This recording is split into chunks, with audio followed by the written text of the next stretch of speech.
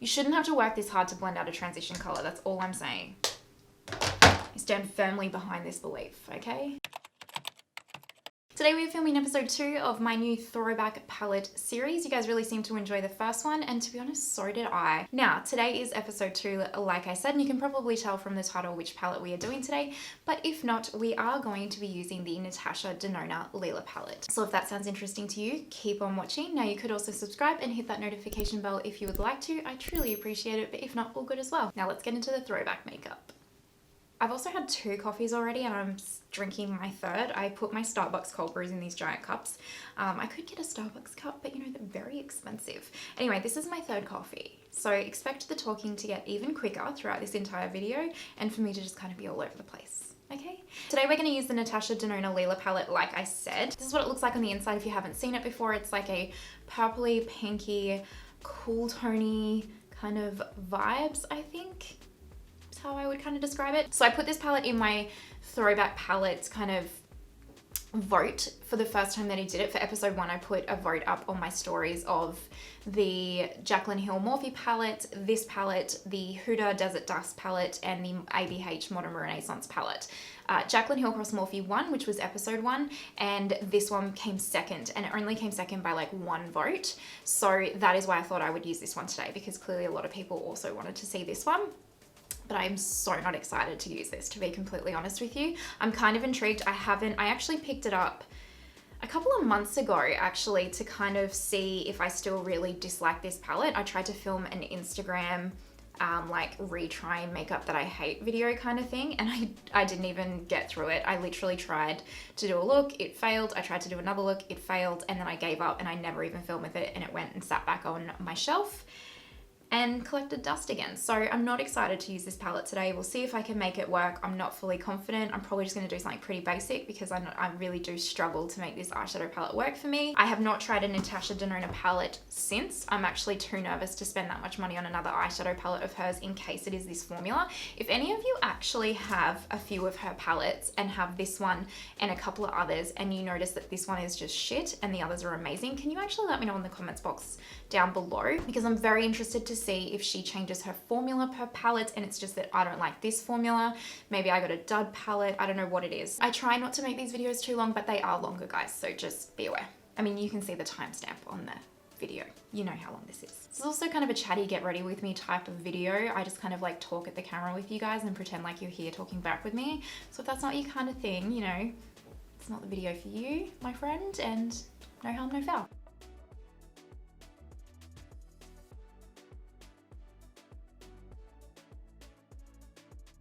Okay, so I'm gonna pick up the transition shade again. I'm gonna pick this up on a Morphe R38 brush this time, and I'm gonna concentrate it more in this socket part here and kind of maybe bring it down a little bit lower and just kind of softly bring it forward into this eye. This eye, the inner eye.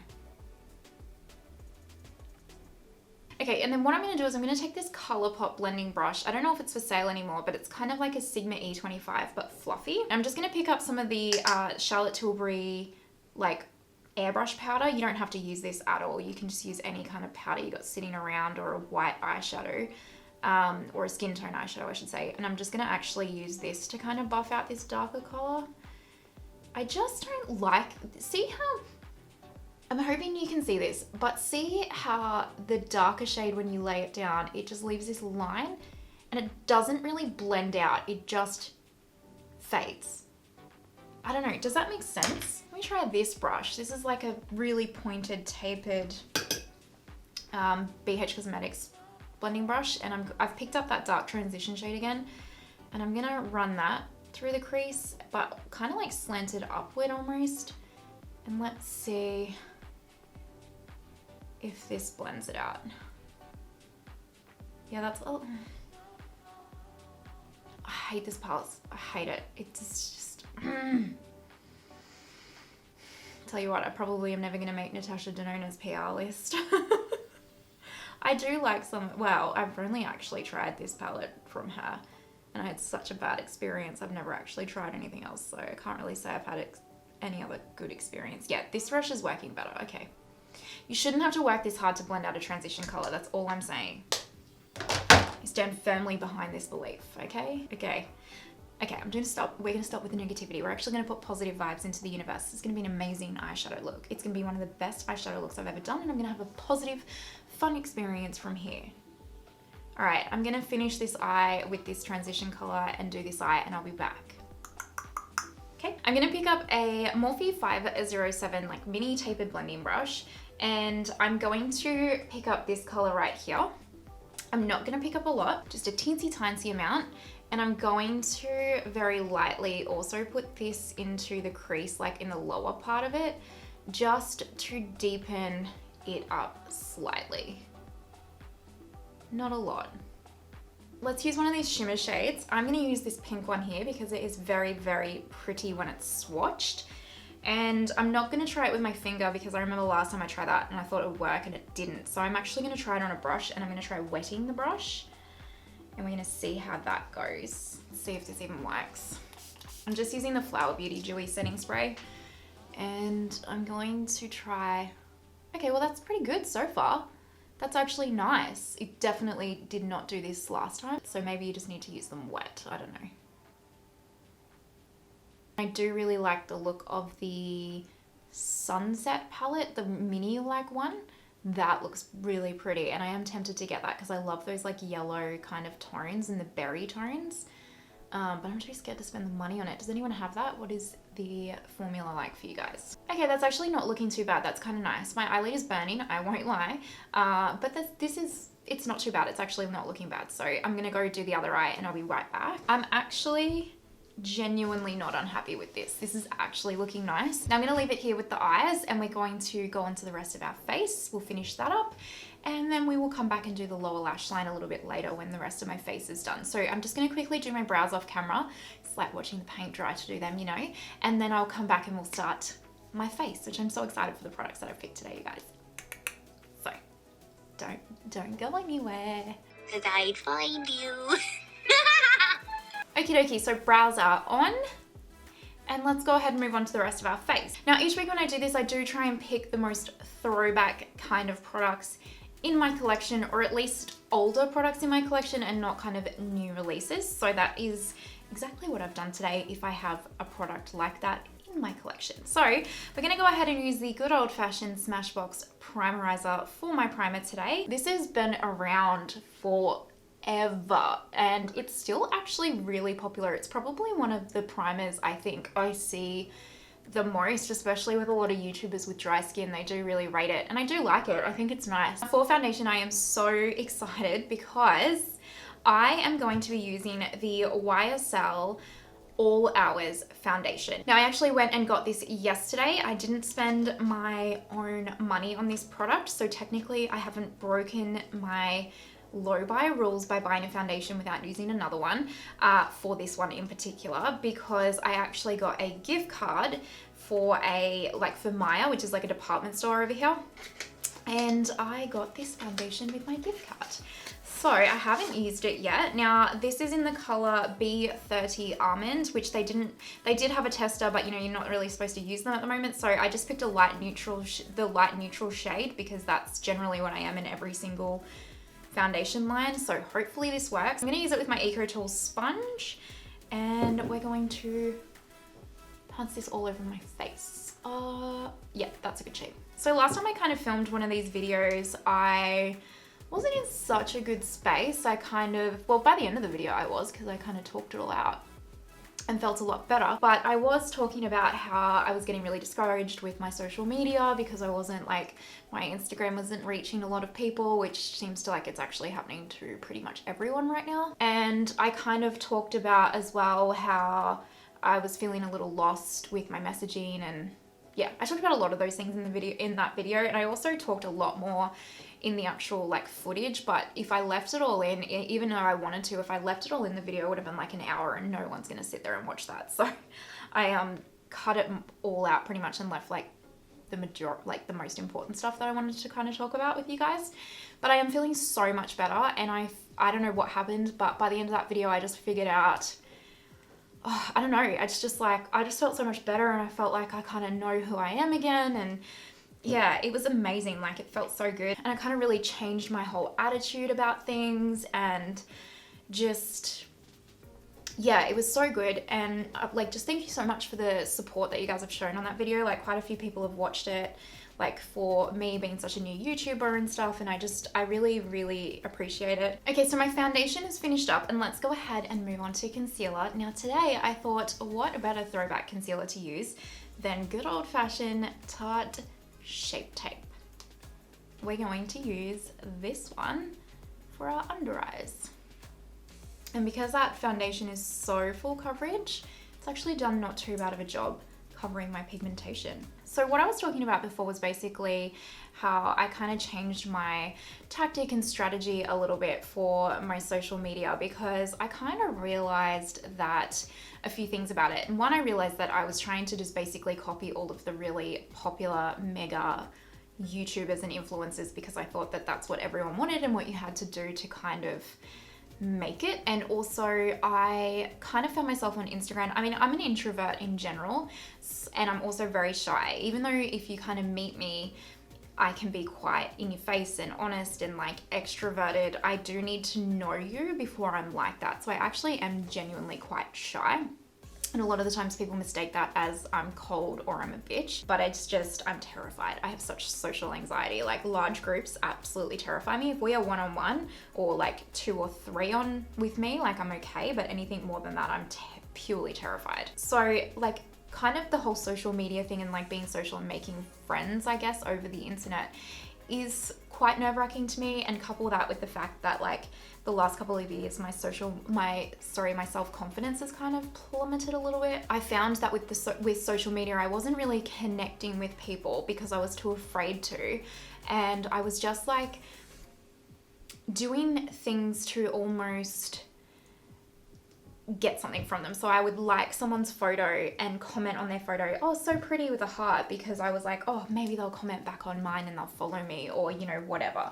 And I was just like, that is the dumbest tactic. One, because it's not genuine. So why would that person like want to follow me? I haven't done anything genuine or added any value to them whatsoever. I've just been like, so pretty. And I mean, I would never comment so pretty if I didn't genuinely think that it was a nice photo or anything like that. So it's not disingenuous in that way. But I wasn't commenting on people's photos or liking people's photos or following people based on like a genuine want for a connection or anything like that. It was just more like, oh, maybe I'll do this and maybe I'll get more followers, which is just bullshit. And I really took a step back and thought about it and was like, I don't want to put this out there like that. I don't want to put that out there on my channels, and I don't want to put that out there in the universe, because at some point you're going to get lonely and miserable from that. And in my real life, I don't really have anyone that's like as obsessed with makeup as me. So my poor partner, like I've talked about a bit recently, just like even this morning we went to breakfast, bless him, and he sat there for an hour and listened to me talk about my channel and like what I want to do with it and like makeup releases and all this kind of stuff. And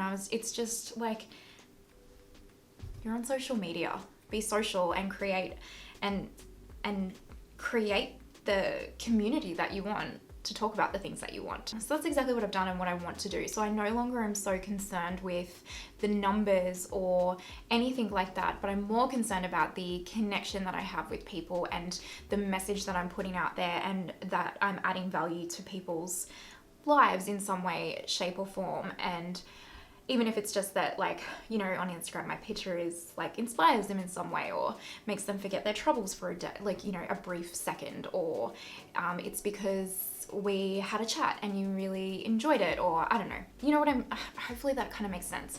Anyway, so I found that that's been really, really fulfilling. I mean, unsurprisingly.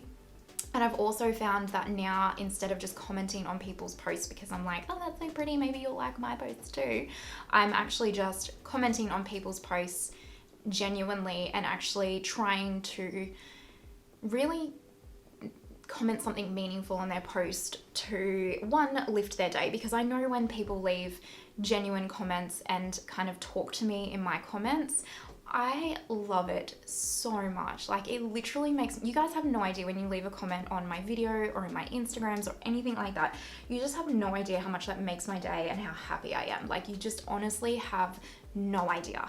I love it so much, and I love it when it's like one that we can have a little bit of a conversation about, because it just makes my heart sing. It really does, and it makes me feel fulfilled. And it's not because I'm like, yes, like someone's like my fan or whatever, or my follower. It's like because that's what I want to talk about. I'm a makeup obsessed, you know what I mean? So that's what I'm trying to do, is I'm trying to engage with people more genuinely to create like a little makeup community. And that's what I want to do. I want people to come to my channel and my social media and my little spot on the internet and feel happy, feel supported, feel like they're a part of something. And if that means it's 2 people, phenomenal. If that means it's 1 million people, phenomenal. It's like the same number to me. So I'm not caring about numbers anymore. I'm just literally caring about the connection that I have with each of you. Now I'm gonna use my Fenty Lavender powder like I always do underneath my eyes with my Linda Hallberg puff, just because it's my under eye powder. So I'm gonna move on to powder the rest of my face, and I don't know if anyone remembers this powder, but I'm gonna use the It Cosmetics Bye Bye Pores. This powder was like, when I first started makeup, this was my all-time fave powder. Like, it was so good. I think I had the pressed one first, actually. Then this one. I didn't have the loose one, but people said the loose one was better. I like the pressed one better just because this is so finely milled that it just flies everywhere. It's less messy, the pressed one. I used to use this so much, and then now I don't actually enjoy it as much because I've got other powders that I kind of like better. Okay, so we're gonna move on to powder, bronzer, and powder contour, etc.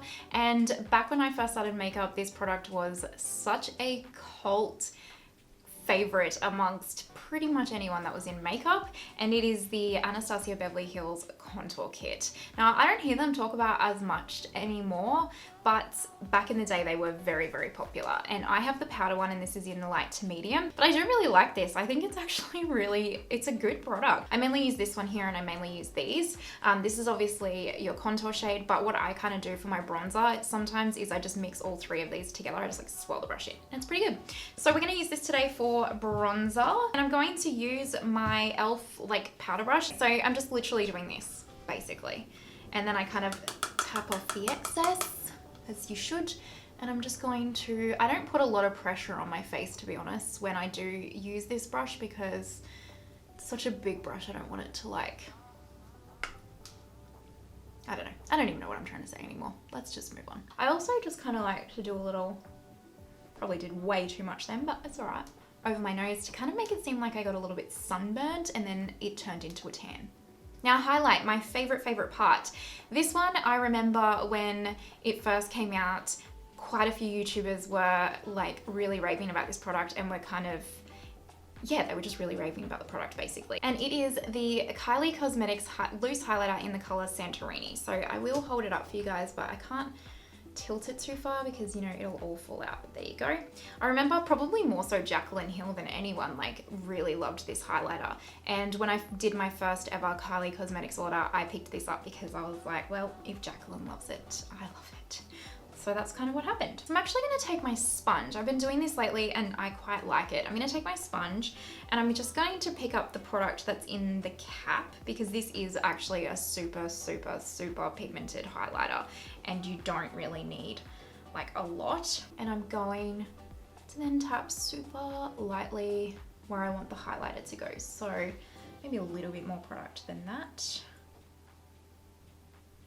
And I just kind of have been liking doing this because it melts it a little bit more into the skin, in my opinion. Maybe I'm wrong, but I find that it personally does. Okay, so now blush. And this blush is definitely an OG fave. And I know so many people have talked about it, like especially when they first kind of came out. And I still hear people talk about them now, to be completely honest with you. So naturally back then, I literally bought back then every time a YouTuber or one of my fave YouTubers recommended a product, I can assure you that I ran out and bought it the next day. Like I promised. So that's how I ended up with this blush. I do like it. It's not my favorite, to be completely honest. Like there's a lot of other blush formulas that I much more prefer, but it's still a pretty blush. I want to say it's affordable. It's affordable in the US. It's not so affordable in Australia. Let me tell you what the blush is. It is the Milani powder blush in the color Tea Rose. So I'm saying that it's affordable in the US because it is. I think it's maybe $8 or $10 US in the US. Could be wrong, could be cheaper, could be a little bit more. In Australia, it's like 20 something dollars. or $20, which is ridiculous because it's a drugstore. But Milani in Australia is so expensive, you guys. Like some of their eyeshadow palettes in Australia, Milani, are 45 Australian dollars. 45 Australian dollars. You can go to Sephora and pick up a palette for 45 Australian dollars. No way I'm going to be picking up a Milani one. I'm sorry. No shade or hate to Milani. They've got great products, but they're not worth 45 Australian dollars. You are actually kidding yourself. Anyway, I digress. I'm going to use this blush because we have pink on our eyes, so we need a pink little blush. And I'm taking the Linda Hallberg 310 powder brush. And I'm just going to kind of stamp this on. I have actually found over the years that this blush, once I took off like that first kind of layer, it's not really as kind of pigmented. Now I'm just going to pick up my Anastasia Beverly Hills Dewy Setting Spray. Okay, so we are so close to being on the home stretch. We just have our lower lash line and lips left to do. So let's go ahead and finish up. Okay, so I'm just going to pick up this transition color again, just on a little pencil brush, and run that underneath my lower lash line here. I'm just going to take this one right here and I'm going to put that on my inner corner. This is just a Sigma tapered blending brush and it's an actual E45 if you're interested, is the actual thingy. I'm going to pop that in the inner corner. Just going to pop some black eyeliner in my upper lash line or my upper water. Is it upper lash line? Yeah, I think it is. Oh Lord. And now I'm just taking the Greige Core Crayon from Linda Hallberg and I'm going to put that in my lower waterline. So let's put our mascara on. I'm going to use the Essence Volume Stylist Mascara. This is a bit of a throwback mascara. I mean, Essence mascaras are pretty good. Like if you're not looking to buy the Kosas one, which you know is my one true love, these are really good. They're so cheap and they work really well. But this is a throwback one. Tati used to rave about this mascara. That's how I kind of got onto it. It has little fibers in it to like make your lashes look bigger and thicker. So I'm actually going to use this Marc Jacobs lipstick that I kind of rediscovered yesterday in my Pat McGrath video. And I actually think that this one is going to match really, really well because it's like almost a pinky undertone nude. So it'll match the eyes a lot better. So that's what I'm going to do. This is in the color 110 Roleplay too, if you're interested.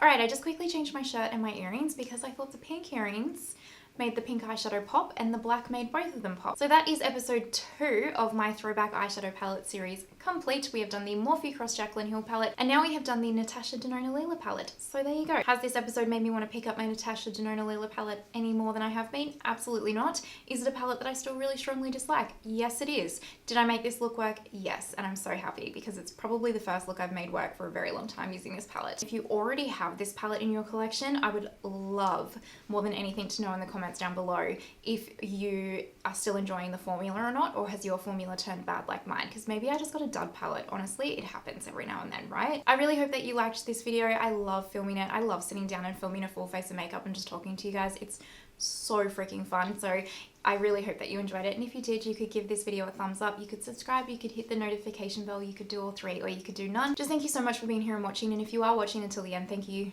thank you, thank you. Now I hope you have an absolutely amazing day wherever you are in the world, and I will see you next time. Bye!